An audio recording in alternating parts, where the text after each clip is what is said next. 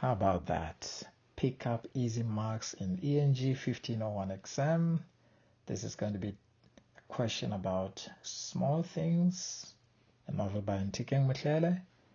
And hello everyone, a warm welcome back to our channel, a place where readers come to get inspired. If you're new here, be sure to subscribe so you don't miss a thing. As promised, we continue on our learning journey from where we left. In case you missed it, check out the link provided at the end of this video. Please note, there's a good chance that the question from the novel Small Things will be about a character or characters. In my next slide, I will share with you some super easy ideas to deal with character or characterization, including the novel's narrative. This video has been broken into 3 parts.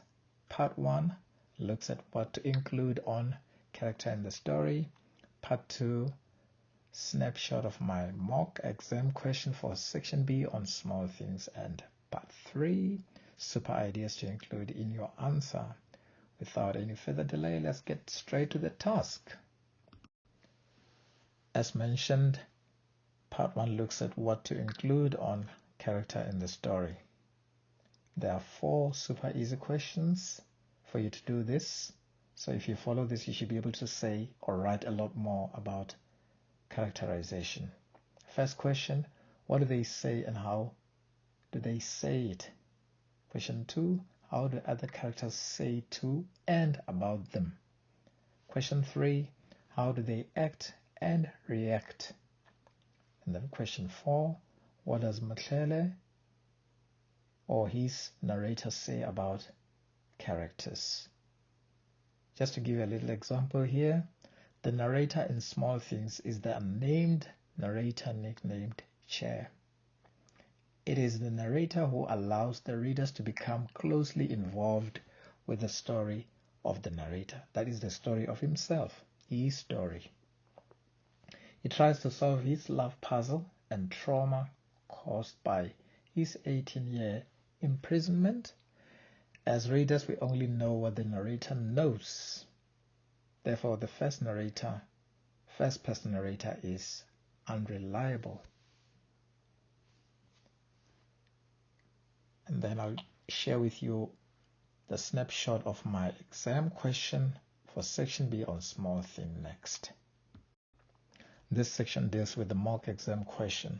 I made it up because it's some kind of a follow-up from the previous one where we're looking at an extract on another section of the book that was taken from 118, but this particular one is taken from page 98. And please note the error that occurred in the previous extract where there was, I think there was a typo. They typed 2018, that is the publication 2018, but the book actually was published in 2013. So make a note of that. This particular extract taken on page 98 follows trauma that the narrator faces or faced. So basically I just shorten it because I wanted you to get to the heart of the matter. And we see him here is now living with the stray dog. He's adopted this dog called Benito. And I just broke down this question into, as you can see, 3 little bits.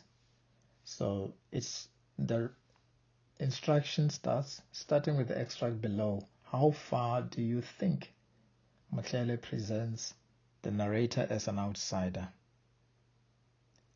And the main thing that I want you to do here is to critically discuss 1, how he presents the narrator in the extract.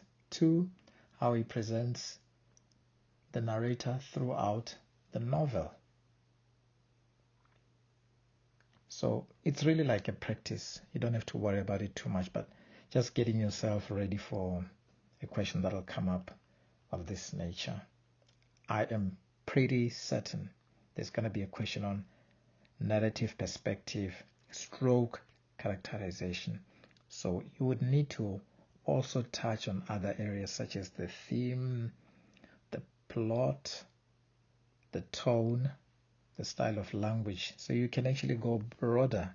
But this particular extract is asking you to nullify your starting point. Just zoom in on page 98 extract. Let me just read the whole thing actually. That might be more interesting. The reason we are broke, there are many. You see, I'm an astronaut. At heart, a poet. That is what I would like to be paid for. Being a poet, not the kind that simply throws a beret on the head with unkempt beard, reading to 5 people in elite bookshops, the kind with predictable metaphors, chains, fire, eternity, time. We are about existence, Benito, searching for meaning where many claim to have found it. Their freedom, our pain. Their complacency, our silent rage. Are you listening, you Italian dictator? I'm caught in the tragedies of love. So no barking, please. I don't know how dogs express subtlety, how you get someone's attention. Raise a paw, blink, roll on your back. About tomorrow, you can stay home if you want, but my work is at Mary's Fitzgerald Square. We play the trumpet for fools. Plans for the future? We don't even have a funeral plan, my friend. Other work? What other work? Don't you see these able-bodied young men on street corners with despair in their eyes, packed by the truckloads to fill potholes, dig furrows, carry logs? They also live on bread and milk. They stink. They stink. Tell me something new. Their labor is cheap, so what do you expect they should buy? Bread or perfume? How is that poor now? Better? Good. Time for bed, my homeless friend. So that is the part I wanted to focus on. And I think I want you to make a note of what's going on with the narrator, or the main character, or the lead character if you like.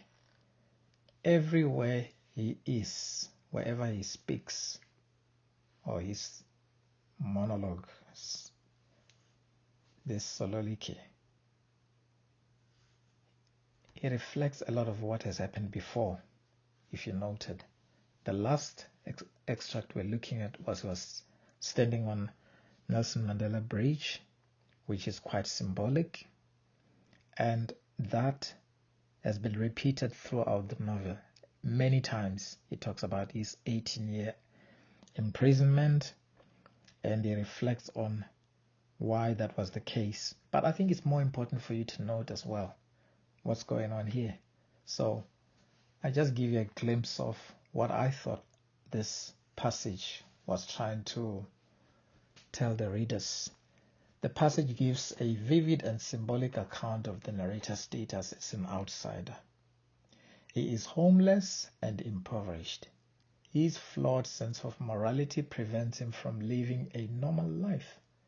The word broke describes a state of desperation, albeit with a light-hearted humor. The fact that he lives with the adopted Benito the dog adds to his loneliness. Throughout the novel, he refers to himself as a poet in search of meaning. However, his poetic, philosophical obsession is challenged by the harsh life in the city of Johannesburg. Perhaps an assertion on the part of the narrator that life in Johannesburg is all about dog eat dog. He's a societal misfit, an outcast out on the bitter cold streets of Johannesburg due to his strong moral principles. As readers, we are sympathetic as we see the narrator the way he sees himself. He's alone and unfairly treated by the system. That's where we will end. I just wanted to give you an idea on where to start, on where to write. Until next time, my dear friends, all the best in your exams. Thank you for watching.